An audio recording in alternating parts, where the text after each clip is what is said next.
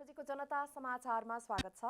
म प्रतिमा चौधरी। म कावेरी पौडेल। सबैभन्दा पहिले प्रमुख समाचार।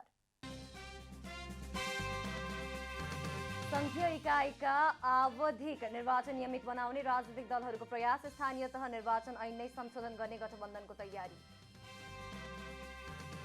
एकै दिन 10,000 भन्दा बढीमा कोरोना संक्रमण। नयाँ भेरिएन्ट पनि जोखिम रहेकाले उच्च सावधानी अपनाउन रोग नियन्त्रण महाशाखाको आग्रह। सुनसरी मोरङ सिंचाई आयोजना अतिक्रमणको चपेटामा। हटाइएका सुकुम्बासीहरू पुनः बस्न थालेपछि आयोजना नै सङ्कटमा। अफगानिस्तानका विभिन्न 15 प्रान्तमा भारी हिमपात। कम्तीमा 42 को मृत्यु, 76 जना घाइते। जनजीवन कष्टकर। र आहारा गोल्ड कपमा मचिन्द्रद्वारा सङ्कटा 4-0 गोल अन्तरले पराजित। हारसँगै सङ्कटा प्रतियोगिताबाटै बाहिरियो।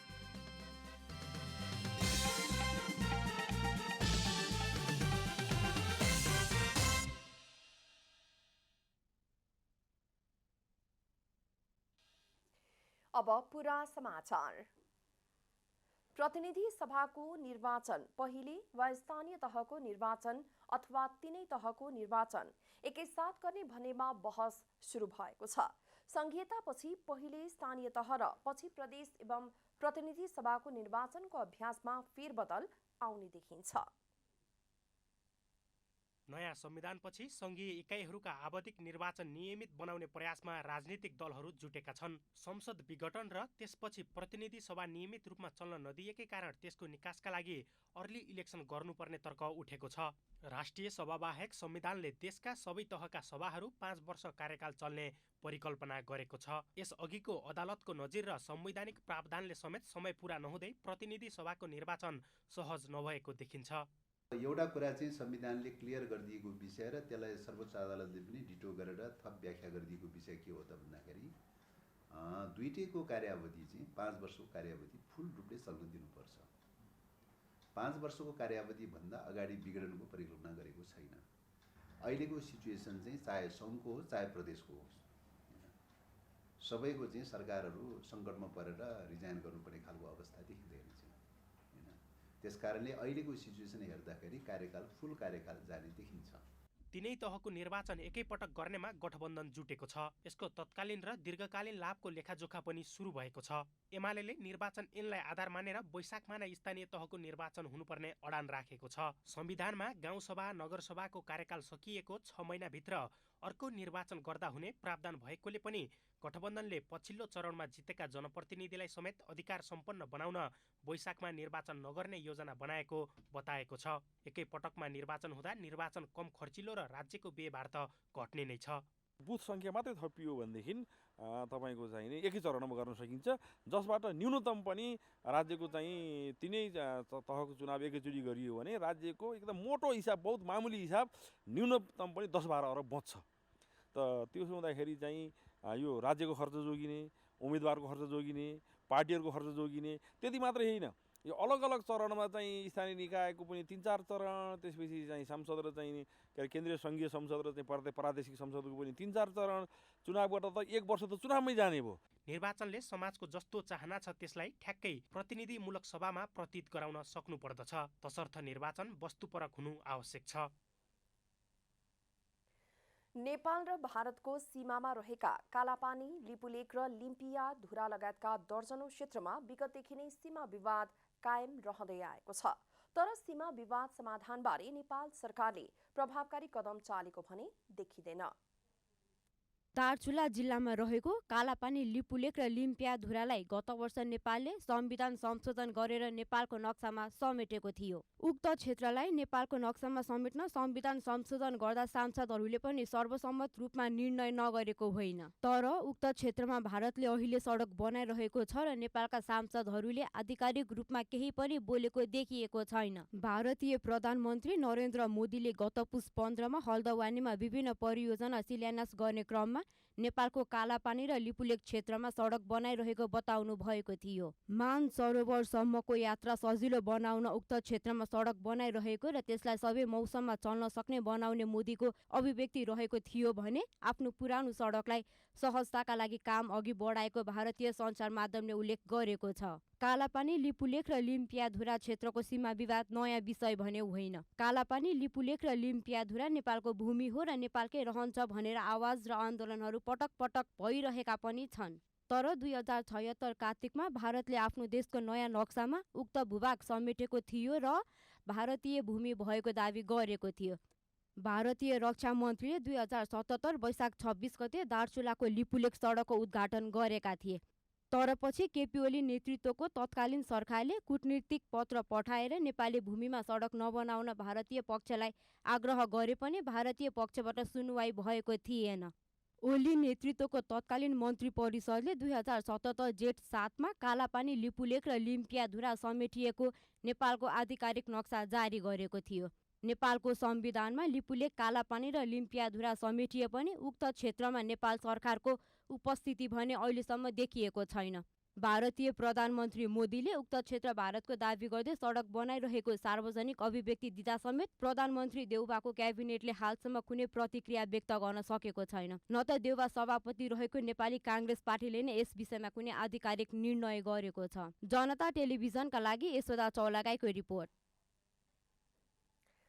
गरिबी र चिसो मौसमका कारण रौतहट लगायत तराई मधेसको जनजीवन कष्टकर बन्दै गएको छ। पातलो कपडाको भरमा कठ्याङ्ग्रिदो चिसोको सामना गर्न बाध्य छन्। गत शुक्रबारदेखि लगातार बाक्लो हुस्सु र शीतलहरका कारण सर्वसाधारणको दैनिकी असहज बनेको छ। चिसोको कारण गरिब तथा विपन्न परिवारका सदस्यहरू बालबालिका र वृद्ध बढी मुस्किलमा परेका छन्। फुसको घरमा पराल ओछ्याएर पराल नै ओढेर सुत्ने गरेका छन्। जाडो भगाउन धुनीको सहायता लिन्छन्। समस्या अपनी तो लिखा था कपड़ा नहीं खे ओरा पर सुतीले सिरक के हिस्सा न के खाइला तकलीफ सब खाना लागि फेरि दुखी छ। देशमा विभिन्न तन्त्र आए पनि आर्थिक तथा सामाजिक रूपमा पछि परेका समुदायको जीवन स्तरमा भने परिवर्तन हुन सकेको छैन। पुस्तौंदेखि पातलो कपडाको भरमा कठ्याङ्ग्रिदो चिसोको सामना गर्दै आइरहेका छन्। आर्थिक अभावका कारण चिसो बढे लगतै सहयोगको आशामा जीवन बिताउने गर्छन्। देशमा जस्तो परिवर्तन आए पनि आर्थिक तथा सामाजिक रूपमा पछि परेकाहरूको जीवन स्तरमा भने परिवर्तन हुन सकेको छैन। सरकारले अथवा विभिन्न संस्थाहरूले चाहिँ यो शीतलहर पीडितहरूलाई चाहिँ न्यानो कपडाहरू बाँडेको देख्छौँ र यो चाहिँ हरेक सालै देख्छौँ। धेरै वर्षदेखि हामी देख्दै आएका छौँ। सरकारद्वारा पीडितहरूको लागि कुनै ठोस योजना अगाडि बढाइएको छैन। आफूले मत दिएर जिताएर पठाएका जनप्रतिनिधि र स्थानीय सरकार यसमा सुस्त देखिएको छ। अरूको आश गर्नुभन्दा पनि आफै सक्षम बनाउन राज्यले योजना ल्याउनु पर्नेमा राज्य चुकेको छ। हैन, जबसम्म उहाँहरूलाई आत्मनिर्भर र सक्षम बनाइदैन, उहाँहरूलाई उत्पादनसँग जोडिँदैन, श्रमसँग जोड्न सकिँदैन, तबसम्म चाहिँ यो बाँडेर मात्रै चाहिँ समस्याको समाधान कहिले पनि हुँदैन। किनभने यो ब्ल्याङ्केट बाँड्ने अनि त्यसपछि केही खर्चको रूपमा चाहिँ रकमहरू चाहिँ निकासा गर्ने, यसले चाहिँ के हुन्छ भने उहाँहरूलाई झन् निष्क्रिय बनाउँछ। त्यसैले उहाँहरूलाई उत्पादनसँग जोड्नु पर्यो र त्यसको लागि ठोस नीति सरकारले बनाउनु पर्यो। गरिबी निवारणको नाममा वर्षेनी राज्यले अर्बौं रकम खर्च गरिरहेको छ। विभिन्न एनजिओ आइएनजिओले गरिबका नाममा लगानी पनि गरिरहेका छन्। तर धरातलमा भने गरिब र गरिबको अवस्था भने जिउ काट्यु छ। गरिबी निवारण गर्न सञ्चालित भनिएका ती कार्यक्रमहरू उपलब्धिविहीन देखिएका छन्। गरिबका नाममा टाठाबाटको रजाई अन्त्य नभएसम्म देशमा गरिबी अन्त्य नहुने निश्चित छ। रौतहटबाट प्रेम यादवको रिपोर्ट। सत्तारूढ 5 दलीय गठबन्धनले 3 तहको निर्वाचनबारे कानुन व्यवसायी संघको परामर्शपछि संविधानसँग बाँझिएको स्थानीय तह निर्वाचन ऐन संशोधनको तयारी गरेको छ। संविधानले व्यवस्था गरेको 5 वर्षे कार्यकाल पूरा हुने गरी ऐन संशोधन गर्न लागि हो। तीनवटै तहको निर्वाचन एकै चरणमा गराउने गरी सत्ता गठबन्धनका नेताहरूले कसरत गरिरहेका बेला आइतबार संवैधानिक र कानुनी जटिलताका बारेमा कानुन व्यवसायीहरूसँग परामर्श गरेका थिए। कानुन व्यवसायीको सुझावपछि सत्ता गठबन्धनले स्थानीय तहको निर्वाचन ऐन 2073 को दफा 3 र संविधानको धारा 225 बाजिएको देखिएकाले ऐन संशोधनको तयारीमा लागेको हो। स्थानीय पालिकाको बारेमा चाहिँ अब खालि के भन्यो भन्दाखेरि 5 वर्ष चाहिँ कार्यावधि हुन्छ भनेर तोकिदियो। 5 वर्ष पछाडि चाहिँ तपाईँको चाहिँ 6 महिनाभित्रमा निर्वाचन गर्नुपर्छ भनेर तोकिदियो। भनेपछि त बिचमा चाहिँ 1 महिना भए पनि 2 महिना भए पनि या 10 दिन भए पनि ग्याप त हुनसक्छ त। हो त्यो ग्याप पिरियडमा के गर्ने भन्ने कुरा सङ्घीय ऐन अनुसार गर्ने भनेर भनेको छ। ऐन संशोधनका लागि निर्वाचनका सन्दर्भमा देखिएका संवैधानिक र कानुनी जटिलतालाई समेत राजनैतिक सहमतिका आधारमा हल गरिने नेताहरूको भनाइ छ। त्यसका लागि संसद अवरोध जारी राख्दै आएको एमालेसँग पनि सहमति गर्ने नभए अध्यादेशबाट ऐन संशोधन गर्ने रणनीतिमा सत्ता गठबन्धन छ। संसदमै चाहिँ तपाईँको लगेर ऐन लगेर चाहिँ तपाईँको प्रतिपक्षलाई पनि सहमतिको लागि प्रयास गर्ने कुरा हो।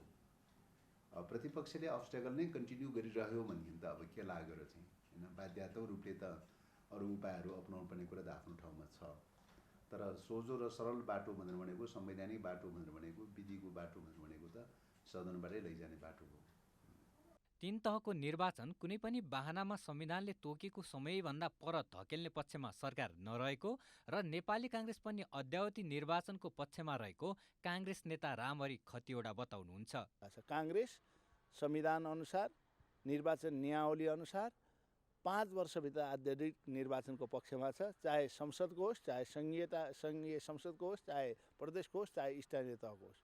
यता प्रतिपक्ष दल नेकपा एमाले सरकार निर्वाचन टार्ने खेलमा लागेको आरोप लगाइरहेका बेला एमाले उल्टै निर्वाचनबाट जनताको ध्यान अन्यत्र मोड्न खोजेको नेता खतिवडाको भनाइ छ। आफ्ना पालामा 3.5 वर्षमा यति ओम्नी, गोकर्ण जस्ता काण्डहरू, दरबार जस्ता काण्डहरू, अहिले गौतम बुद्धमा जन्मेका ठाउँमा जग्गा लिदिने काण्डहरू नेकपा एमालेको नेतृत्वमा भएका देखिन्छन्। त्यसैले जनताको ध्यान अन्त डाइभर्ट गर्ने, चुनाव हुन नदिने खेलमा पूर्व प्रधानमन्त्री केपी ओली लाग्नु भएको देखिन्छ। उहाँले अघिल्लो वर्ष पनि वैशाखमा चुनाव घोषणा गर्नु सक्नु भएन। अहिले पनि वैशाखमा चुनाव हुन नदिने नियतमा उहाँहरू नियोजित रूपमा लाग्नु भएको छ। सत्ता गठबन्धनमा आबद्ध दलहरूबीचको सहमतिलाई हेर्दा आगामी वैशाखमा स्थानीय तहको निर्वाचन नहुने निश्चित देखिन्छ।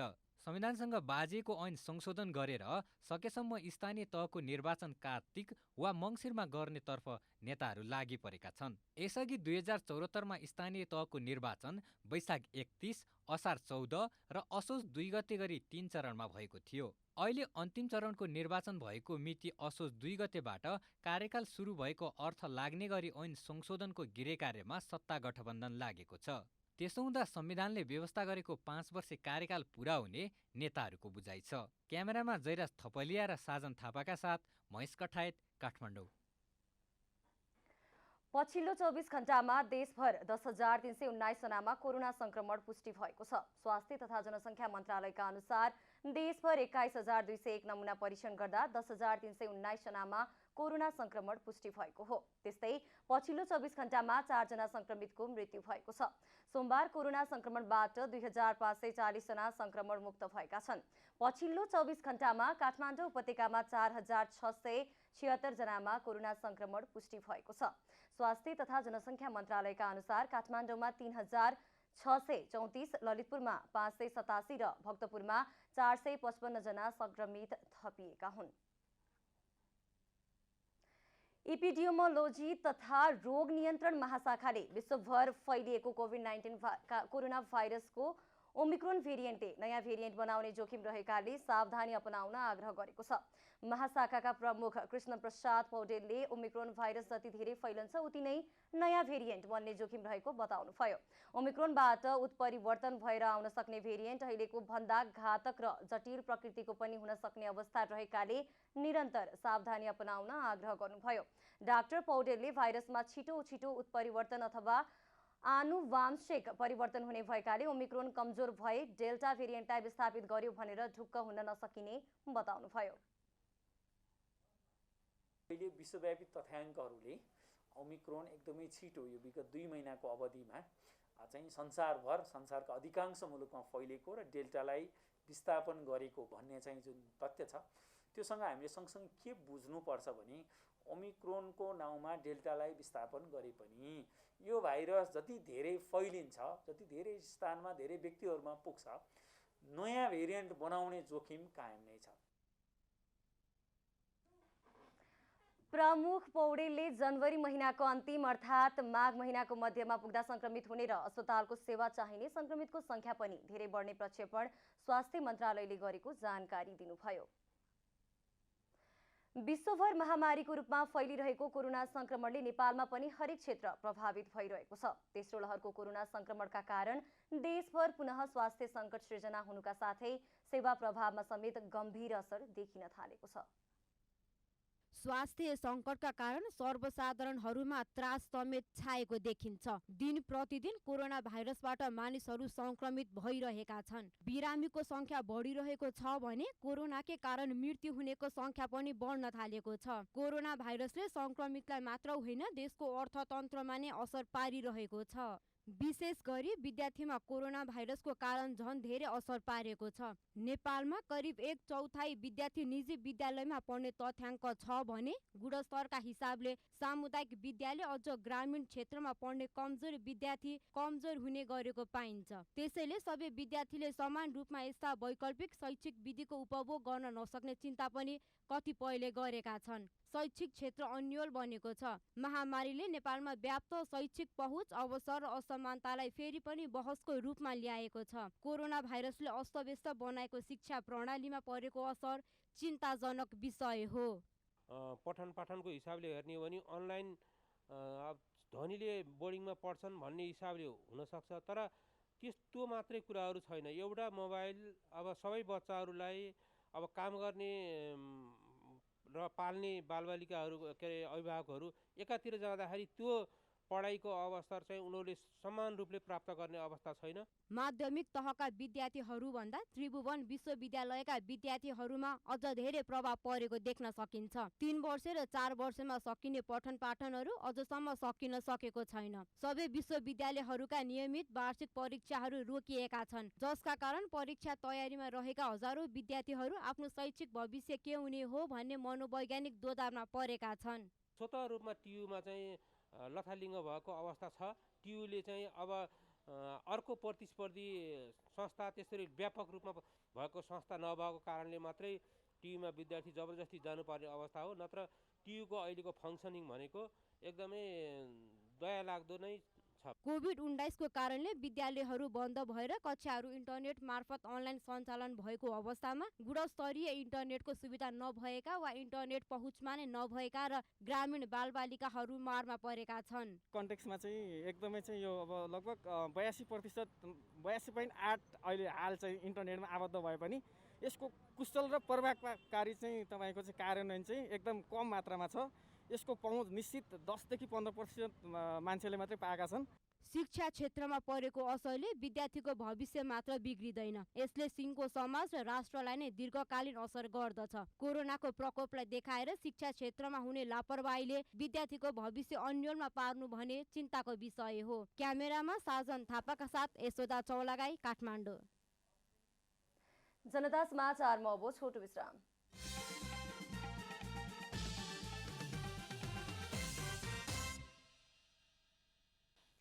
जनता समाचारमा अब थप समाचार। कञ्चनपुरमा अशक्त, शारीरिक अपाङ्गता तथा ज्येष्ठ नागरिकहरूलाई घरमै गएर कोरोना विरुद्धको खोप दिइएको छ। अशक्त र असहाय पूर्ण रूपमा अपाङ्गता भएका नागरिकहरूलाई घर दैलोमा गएर सेवा दिने उद्देश्यका साथ नगरपालिकाका 19वटा वडामा यो अभियान सञ्चालन भएको हो। लुरथन विश्व फेडरेसन नेपाल, राष्ट्रिय मुक्त हलिया समाज महासंघ र सर्वाङ्गीण अपाङ्गता विकास समाज नेपालको संयुक्त साझेदारीमा कञ्चनपुर जिल्लाको भीमदत्त नगरपालिकाका स्वास्थ्य सेवाको समन्वयमा नगरपालिकाका पूर्ण अशक्त र अति अशक्त अपाङ्गता भएका नागरिकको घर दैलोमा कोरोना विरुद्धको खोप सेवा दिइएको हो। लगातार बढिरहेको कोरोना संक्रमणलाई मध्यनजर गर्दै खोप केन्द्रसम्म जान नसक्नेहरूका लागि घरमै आएर खोप लगाएपछि स्थानीय पनि खुसी भएका छन्। ठिक भयो वहाँ गएर भिडभाडमा एकचोटि गएर मैले फर्केर आएँ अनि दोबारा गएँ अनि ल्याएँ अनि अब आइदिनु भयो राम्रो भयो। मेरो अपाङ्गहरूलाई कोरोनाको खोप लगाइदिनु भयो तपाईँहरूलाई धेरै धेरै धन्यवाद। घर दैलोमा गएर कोरोना विरुद्धको खोपसहित अपाङ्गता सहायक सामग्री नापजाँच तथा वितरण अवस्था अध्ययन र टोल टोलमा नै अपाङ्गता परिचय पत्र सम्बन्धी सचेतना कार्यक्रम अभियानका रूपमा सञ्चालन गरिएको कार्यक्रमका प्राविधिक सहजकर्ता नन्दराज भट्टले जानकारी दिनुभयो। सुदूरपश्चिम प्रदेशको 9वटै जिल्लामा रहेको 88वटै पालिकामा हामीले अपाङ्गता भएका व्यक्तिहरू, अशक्त व्यक्तिहरू, ज्येष्ठ नागरिक र असहाय व्यक्तिहरूलाई घर दैलोमै गएर उहाँहरूको घर दैलोमा नै गएर खोप सेवा दिने कार्यक्रम रहेको छ र यो खोप सेवा कार्यक्रम दिनेमा आर्थिक सहयोग चाहिँ हाम्रो कर्डेट र लुथरन विश्व फेडरेसनको हो। खोपमा पहुँच नपुगेका लक्षित वर्गलाई खोपमा पहुँच पुगाउने लक्ष्यका साथ कार्यक्रम सञ्चालन गरिएको राष्ट्रिय मुक्त हलिया समाज महासङ्घका कार्यक्रम संयोजक लक्ष्मी लुहारले बताउनुभयो। समुदायका अपाङ्ग मान्छेहरू, ज्येष्ठ नागरिकहरू जुन यो कोभिड-19को खोपमा चाहिँ खोप कार्यमा चाहिँ उनीहरूको पहुँच कम छ। त्यस कारणले चाहिँ उनीहरूको खोपमा पहुँच ल्याउनका निमित्त घर दैलोमै गएर चाहिँ उहाँहरूलाई चाहिँ खोप लगाइदिने कार्य चाहिँ यो संस्थाले चाहिँ गरिरहेको छ। भीमदत्त नगरपालिका वडा नम्बर 3 का अध्यक्ष रामबहादुर जप्रेलले राष्ट्रिय मुक्त हलिया समाज महासङ्घ र सर्वाङ्गीण अपाङ्गता विकास समाजको कार्य प्रशंसनीय रहेको बताउनुभयो। जनताहरूको हिँड्न नसक्ने नागरिकहरूलाई घर दैलोमा लानु धेरै राम्रो हो। सरकारले यो पहल गरेको सबभन्दा राम्रो कुरा यो नै हो। अशक्त र असहाय पूर्ण अपाङ्ग नागरिकलाई घर दैलोमा गई सेवा दिने उद्देश्यका साथ नगरपालिकाका 19वटा ओडामा सञ्चालन भएको यस अभियानबाट 5 दिनसम्म निरन्तर अभियान सञ्चालन गरेर करिब 250 जना नागरिक लाभान्वित हुने लक्ष्य राखिएको छ। कञ्चनपुरबाट धर्मराज कठायतको रिपोर्ट। सुनसरी र मोरङका 68,000 हेक्टर खेती योग्य जमिनमा सिँचाइ सेवा पुर्याउने उद्देश्यले निर्माण गरिएको सुनसरी मोरङ सिँचाइ आयोजना अतिक्रमणको चपेटामा पर्दै आएको छ। आयोजनाको नहरको दायाँ बायाँ सुकुम्बासीहरू बस्नाले आयोजना अतिक्रमणमा परेको हो। सन् 1964 मा निर्माण सुरु भई 1972 मा सम्पन्न भएको यो सिंचाई आयोजनाको नहरको दायाँ बायाँ सुकुम्बासीहरू बस्नाले अतिक्रमणमा परेको हो। 2072 सालमा ठूलो सरकारी धनराशि खर्चेर यहाँको बस्ती हटाइएको थियो। गत वर्ष पनि डोजर नै लगाएर यहाँका घरहरू भत्काइएको थियो। घर भत्काइएको केही समयसम्म नजिकै रहेको निजी जग्गामा आश्रय लिएर बसेका स्थानीयहरू अहिले पुनः नहर किनारमा नै फर्किएका छन्। एक समय घर भत्काउने अनि वर्षौंसम्म केही नगर्ने प्रवृत्तिकै कारण सुकुम्बासी यो ठाउँ छोड्न आनाकानी गर्दै आएका छन्। यही त किन भत्काउँछ, उनीहरूको के लागेको छ, गरिब मान्छे बसेको छ, कम्तीमा सोच्नु गरिब बसेको छ त किन उठाउनु बारम्बार, किन यिनीहरूलाई पनि पैसा खर्च गराउनु भने त त्यही त कसैले बुझेको छैन नि। बुझ्ने भएदेखि त हामी एकचोटि बनाएको भएदेखि त बसेको भइहाल्थ्यौँ नि डाँडामा। अब ठाउँ दियो भने जान्थ्यो नि, किन नहरमा बस्थ्यो हामी पनि। ठाउँ दियो भने गइहाल्थ्यो सरकार। लान्छु यो गर्छु त्यो गर्छु भन्छ अनि के नेताहरू गरिदिँदैन, केही पनि गरिदिँदैन, केही पनि दिँदैन पनि, केही पनि गरिदिँदैन पनि, त्यत्तिकै भन्छ फकाइ पुलाइ गर अनि भयो। सुनसरीको बराह क्षेत्र नगरपालिकाको चतारा धामदेखि मोरङको केरौनसम्म 53 किलोमिटर लामो यो सिंचाई आयोजनाले सुनसरीका 3 स्थानीय तह र मोरङका 4 स्थानीय तहलाई सिंचित गर्दै आएको छ। सुकुम्बासी हटाउन नसक्नुको अर्को प्रमुख कारण भने यहाँ आउने प्रमुखको समय अवधि हो। कोही यो कार्यालय प्रमुखको जिम्मेवारी लिएर आए मुस्किलले 2-3 महिनासम्म मात्रै टिक्ने गरेका छन्। यद्यपि कार्यालयमा बस्नेहरूले भने आफू जिम्मेवारीमा कटिबद्ध रहेको भन्दै जवाफ दिने गरेका छन्। नेपाल सरकारको मात्रै भर परेर अलि गाह्रो हुँदै रहेछ। त्यसैले त यो 3 तहको सरकार बनेको हो नि। हामीले पनि गर्ने होइन, आखिर यो जनताकै लागि योजना हो। त्यहाँको उपभोक्ता समितिको पनि केही दायित्व छ, स्थानीय निकायहरूका, गाउँपालिकाका, नगरपालिकाका, वडाका पनि केही दायित्व छ। हाम्रो पनि त्यतिकै हो। सबै निकाय मिलेर त्यो अतिक्रमण रोक्ने प्रयास गर्यो भने त अतिक्रमण नरोक्न सक्ने होइन। तीन तहका सरकारबीच स्वस्थ अन्तर समन्वय नहुँदा पनि यो नहरले अतिक्रमण सहनु परिरहेको छ। जुन जिल्ला प्रशासन र सिँचाइ बीचको बैठक बस्दाखेरि पनि हामीले नीतिगत रूपमा लैजाउँ। नीतिगत रूपमा लैजाँदाखेरि जो नीतिभन्दा बाहिर पर्छ त्यसलाई प्रशासनिक इकाइबाट कसरी हुन्छ, बाइ फोर्स वा समझदारी वा अन्य कतै व्यवस्थापन गर्ने कुराहरूमा पनि यो नीतिगत बनाऊ। तत्कालै नहरमा रहेका सुकुम्बासीलाई अन्यत्र व्यवस्थापन गर्न नसकेको खण्डमा अतिक्रमण अझै बढ्ने देखिन्छ। त्यसैले एक अर्कालाई दोषारोपण गर्नुभन्दा समन्वयात्मक भूमिका निर्वाह गर्दै समस्या समाधानमा लाग्ने कि? जनता टेलिभिजनका लागि सुनसरीबाट विनोद आचार्यको रिपोर्ट। कञ्चनपुरको पूर्व-पश्चिम राजमार्ग अन्तर्गत गड्डा चौकीदेखि कैलालीको चिसापानीसम्म राजमार्ग स्तरोन्नतिको काम सुरु भएको छ। सडक डिभिजन कार्यालय महेन्द्रनगरले प्रत्येक वर्षको कार्यक्रम अनुसार यस वर्ष गड्डा चौकीदेखि चिसापानीसम्मको क्षेत्रलाई मर्मत तथा स्तरोन्नति सुरु गरेको हो। कार्यालयले हाल ठेक्का प्रक्रिया अगाडि बढाएर स्तरोन्नतिको कार्य सुरु गरेको जनाएको छ। कार्यक्रम अन्तर्गत यो राजमार्ग स्तरोन्नति तथा पुनर्स्थापना कार्यक्रम अन्तर्गत चालु आर्थिक वर्षको लागि 10 करोड बजेट विनियोजन भएको थियो। त्यसमा चाहिँ त यो पूर्व पश्चिम राजमार्ग जुन हाम्रो यो सडक डिभिजनको मार्फत पर्छ चिसापानीदेखि गड्डा चौकी खण्डको लागि 10 करोड रुपियाँ बजेट विनियोजन भएको अवस्था छ। यस्तै गरेर गड्डा चौकी क्षेत्रबाट अगाडि बजार क्षेत्रभन्दा तरियातर्फको राजमार्ग क्षेत्रको चोकको केही भाग गत वर्षको कार्यक्रम अनुसार नै चौडा पारिसकिएको छ। अघिल्लो वर्षको कार्यक्रममा भाँसी, लालपुर, दैजी, झलारी, बाणी र गुलरिया चोकमा सडक चौडा पारिएको थियो। यस वर्ष थप केही चोकमा सडक चौडा पारिने सडक डिभिजन कार्यालयले जनाएको छ। तानसेन नगरपालिकाले आफ्नै कार्यालय नहुने वडाहरूको भवन निर्माण सुरु गरेको छ। नगरपालिकाले आफ्नै कार्यालय नहुने वडा नम्बर 1, 9 र 11 को भवन यसै वर्षभित्र गर्ने भएको हो। यसै क्रममा तानसेन नगरपालिका वडा नम्बर 1 को भवन शिलान्यास गरिएको छ। तानसेन नगरपालिकाले 2 करोड रुपैयाँको लागतमा सुविधा सम्पन्न भवन बनाउन लागिएको भवनको शिलान्यास समेत गरेको छ। सभा हल, वेटिङ हल, वडाध्यक्ष कर्मचारी तथा प्राविधिकहरूको छुट्टा छुट्टै कार्यकक्ष र पार्किङ सहितको कार्यालय बन्ने भएको हो।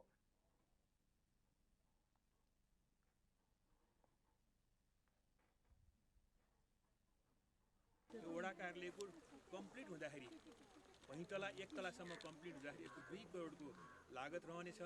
यसमा एउटा सभा हल रहनेछ, वडाध्यक्षको कार्यकक्ष रहनेछ, कर्मचारीहरूको कार्यकक्ष, त्यसै प्राविधिकहरूको कार्यकक्ष र सँगसँगै वेटिङ हल समेत राखेर र पार्किङ समेत रहेको एउटा आधुनिक वडा कार्यालय निर्माण गर्नको निमित्त हामी अगाडि बढिरहेका छौँ। वडा कार्यालयहरूलाई आफ्नै भवन नहुँदा पटक पटक सरिरहनु पर्ने झन्झट थियो। नगरपालिकाले भवन शिलान्यास गरेपछि कार्य सम्पादनमा सहज हुने जनप्रतिनिधिको विश्वास छ। आगामी दिनमा यो भवन टेन्डरबाट जानेछ र गइसकेपछि पनि अब तानसेन नगरपालिकाको तर्फबाट हामीलाई सहयोग हुनेछ र हाम्रा जनप्रतिनिधि साथीहरूबाट पनि धेरै सहयोग भएको छ। तानसेन 1 को वडा कार्यालयमा सेवाग्राहीलाई शौचालयमा समेत शौचालय नहुँदा समस्या भएको छ। सरिरहनु पर्ने साँघुरो कार्यालय र शौचालयमा समेत निकै कठिनाइ भएको छ। हामी चाहिँ अब हामी जनप्रतिनिधि अनि स्टाफहरूलाई चाहिँ हाम्रो यो टोयलेटको पनि व्यवस्था यहीँ छ। अनि बाहिर आउने ग्राहकहरूलाई चाहिँ हामी टोयलेट कहाँ हो भने नि स्कुलतिर बताउनु पर्ने, त्यस्तो स्थितिले गर्दाखेरि हामीलाई साह्रै गाह्रो भएको थियो। यो वडा कार्यालयमा एउटा टोयलेट पनि शौचालय वडा कार्यालय जनप्रतिनिधिलाई मात्रै भित्र भएको र सेवाग्राही आउँदा टोयलेटसम्म नभएको, बस्ने ठाउँ पनि नभएको र कहिले कता सर्नुपर्ने भएको हुनाले यहाँ साह्रै दुःख थियो। भवन बन्ने भएपछि कार्यालयका दैनिक कामकाजमा सहज हुने अनुमान गरिएको छ। अब आर्थिक समाचार।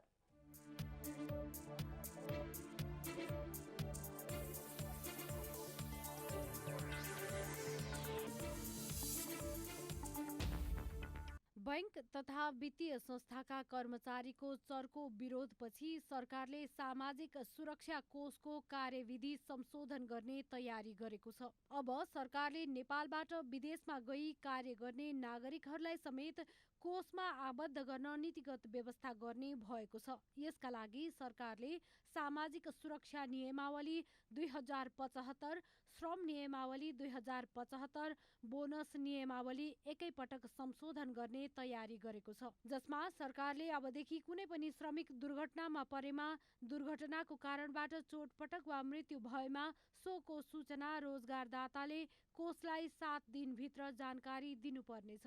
सरकारले कुनै श्रमिकले कुनै कारणले पारिश्रमिक नपाउने अवस्था सृजना भई नियमित रूपमा कोषमा जम्मा गर्नुपर्ने योगदान गर्न नसक्ने भएमा कम्तीमा 3 महिनासम्म निजले जम्मा गर्नुपर्ने रकम रोजगारदाताले जम्मा गर्नुपर्ने लगायतको व्यवस्था कायम हुनेछ। सञ्चित बचत शून्यमा झरेपछि अप्ठ्यारोमा पुगेको नेपाल आयल निगमले सरकारसँग पैसा मागेर इन्डियन आयल कर्पोरेसन आइओसीलाई 13 अर्ब रुपियाँ बढी भुक्तानी गरेको छ। निगमले मूल्य स्थिरीकरण कोषबाट 1 अर्ब 80 करोड रुपियाँ लिएर जनवरी महिनाको दोस्रो किस्ता बापतको रकम आइओसीलाई भुक्तानी गरेको हो। निगमले सोमबार आइओसीलाई 13 अर्ब 20 करोड रुपियाँ पठाएको छ। अन्तर्राष्ट्रिय बजारमा पेट्रोलियम पदार्थको मूल्य लगातार उकालो लाग्दा निगमको घाटा पनि चुलिँदै गएको छ। सरकारसँग पैसा मागेर जनवरी महिनाको दोस्रो किस्ता बुझाएको निगमले आइओसीलाई अर्को महिनाको किस्ता कसरी बुझाउला प्रश्न उब्जिएको छ। जनता समाचारमा अब छोटो विश्राम।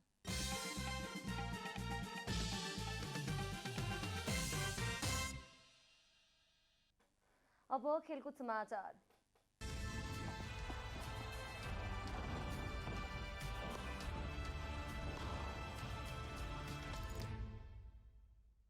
साबिक विजेता सङ्कटा फुटबल क्लब पोखरामा जारी 20औं संस्करणको आहार रारा गोल्ड कप फुटबल प्रतियोगिताको क्वार्टर फाइनलबाट बाहिरिएको छ। सोमबार भएको खेलमा मछिन्द्र फुटबल क्लबसँग 4-1 गोल अन्तरले पराजित हुँदै सङ्कटा बाहिरिएको हो। मछिन्द्र भने पहिलो पटक सेमिफाइनलमा प्रवेश गरेको छ। पोखरा रङ्गशालामा मछिन्द्रलाई जित दिलाउन मेसुके ओलोमौले 2 गोल गरे। यस्तै उत्सव राई र अभिषेक गुरुङले 1-1 गोल गरे। सङ्कटाका गणेश हमालले 1 गोल फर्काए। खेलको 12औं मिनेटमा उत्सव राईले गोल गर्दै मछिन्द्रलाई सुरुवाती अग्रता दिलाएका थिए। खेलको 47औं मिनेटमा मेसुकेले गोल गर्दै मछिन्द्रलाई 2-0 को अग्रता दिलाए।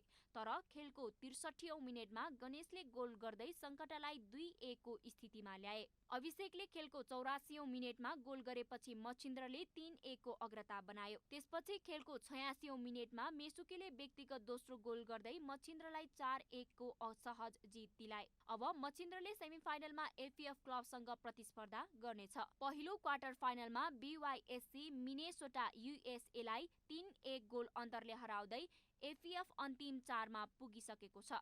सहारा क्लब पोखराको आयोजनामा जारी प्रतियोगितामा कुल 10 टिमको सहभागिता रहेको छ।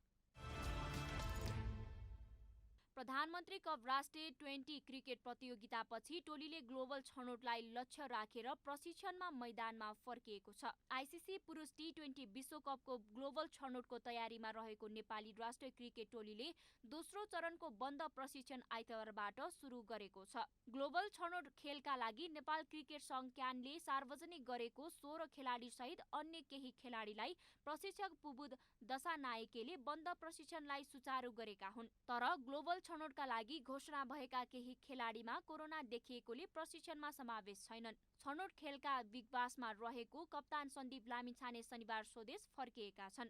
ग्लोबल छनौट खेल्नु अघि नेपालले ओमानमा 4 देशीय 20 श्रृङ्खला खेल्नेछ।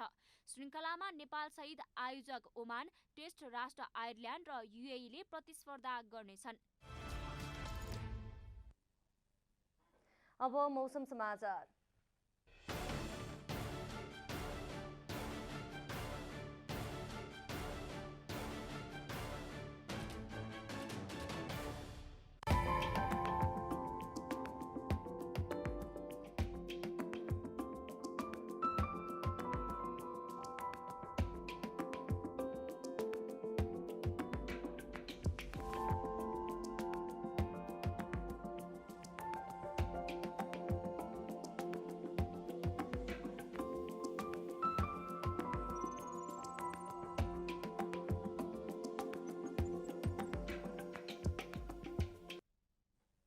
अन्त्यमा आजको डायरी। पछिल्लो 24 घण्टामा देशभर 10,319 जनामा कोरोना संक्रमण पुष्टि भएको छ। स्वास्थ्य तथा जनसङ्ख्या मन्त्रालयका अनुसार देशभर 21,201 नमुना परीक्षण गर्दा 10,319 जनामा कोरोना संक्रमण पुष्टि भएको हो। सोमबार कोरोना संक्रमणबाट 2,540 जना संक्रमण मुक्त भएका छन्। स्वास्थ्य तथा जनसङ्ख्या मन्त्रालयका अनुसार काठमाडौँमा 3,634, ललितपुरमा 587 र भक्तपुरमा 455 जना संक्रमित थपिएका हुन्। कञ्चनपुरमा अशक्त, शारीरिक अपाङ्गता तथा ज्येष्ठ नागरिकहरूलाई घरमै गई कोरोना विरुद्धको खोप दिइएको छ। अशक्त र असहाय, पूर्ण रूपमा अपाङ्गता भएका नागरिकलाई घर दैलोमा गई सेवा दिने उद्देश्यका साथ नगरपालिकाका 19वटा वडामा यो अभियान सञ्चालन भएको हो। शेयर बजार मापक नेप्से परिसूचक साताको दोस्रो दिन 100 अङ्कले गिरावट आएको छ। आइतबार 10 अङ्कले गिरावट आएको नेप्से परिसूचक सोमबार भने उच्च अङ्कले गिरावट आएको हो। सोमबार कारोबारको सुरुवातदेखि उतार चढावका बीच 79.86 अङ्कले गिरावट आएर 2,820.65 बिन्दुमा झरेको छ। अफगानिस्तानमा भारी हिमपातका कारण कम्तीमा 42 जनाको मृत्यु भएको छ। हिमपातका कारण 76 जना घाइते भएका छन्। अफगानिस्तानको इस्लामिक इमिरेट्स IEA को विपद व्यवस्थापन मामिला सम्बन्धी राज्य मन्त्रालयले अफगानिस्तानका 15 प्रान्तमा भएको भारी हिमपातका कारण अफगानिस्तानमा विगत 20 दिनमा 2000 भन्दा बढी घरमा क्षति पुगेको जनाएको छ। साबिक विजेता सङ्कटा फुटबल क्लब पोखरामा जारी 20औं संस्करणको आहारारा गोल्ड कप फुटबल प्रतियोगिताको क्वार्टर फाइनलबाट बाहिरिएको छ। सोमबार भएको खेलमा मछिन्द्र फुटबल क्लबसँग 4-1 गोल अन्तरले पराजित हुँदै सङ्कटा बाहिरिएको हो। पहिलो क्वार्टर फाइनलमा BYSC मिनेसोटा USA लाई 3-1 गोल अन्तरले हराउँदै APF अन्तिम 4मा पुगिसकेको छ। सहरा क्लब पोखराको आयोजनामा जारी प्रतियोगितामा कुल 10 टिमको सहभागिता रहेको छ।